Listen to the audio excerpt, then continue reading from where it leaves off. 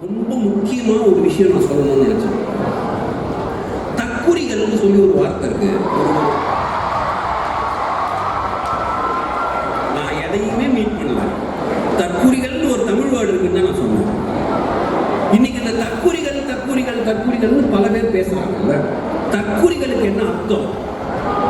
படிக்காதவன், இல்லிட்ரேட்டுக்கு பேர் தான் தற்குறி. ஒரு காலத்துல அவனுடைய தற்குறி என்ன? தன்னைத்தானே குறித்துக் கொள்ளுதல்ல என்ன பண்ணுவான்னா கை நாட்டு வைப்பான். அவன் பேர் தான் தற்குறி. அந்த காலம் தாண்டி போய் இன்னைக்கு எல்லாருமே ஏதோ படிச்சிருக்காங்க, ஒரு கையெழுத்து போடுற அளவுக்கு இருக்காங்க. ஆனாலும் இன்னைக்கு நம்ம அந்த தற்குறின்ற வார்த்தையை யூஸ் பண்றோம்ல. அப்ப அந்த தற்குறின்ற அந்த வேர்டுக்கு ஒரு அர்த்தம் வேணும். அந்த வேர்டு என்ன தெரியுமா?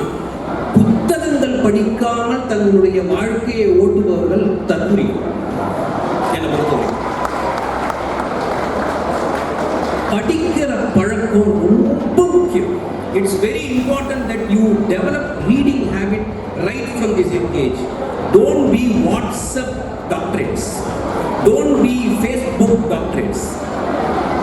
அதெல்லாம் உதவாது. You have to have a journey with a book.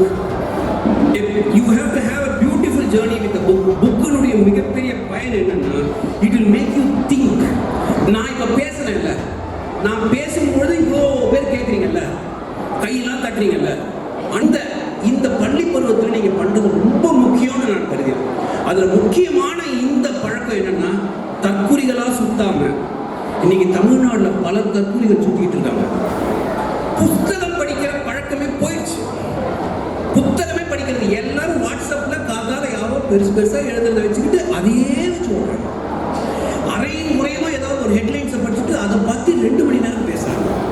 உள்ள போய் படிக்கிற பழக்கம், படிப்புன்றது தானா வராது.